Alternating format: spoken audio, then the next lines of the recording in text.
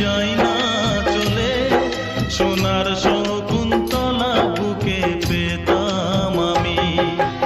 আংটি থাকুক না থাকুক তার আঙুলে, যেতাম না কখনো যে তাকে ভুলে। দুষ্মন্ত রাজা যদি হতাম আমি, শকুন্তলাকে চিনে নিতাম আমি।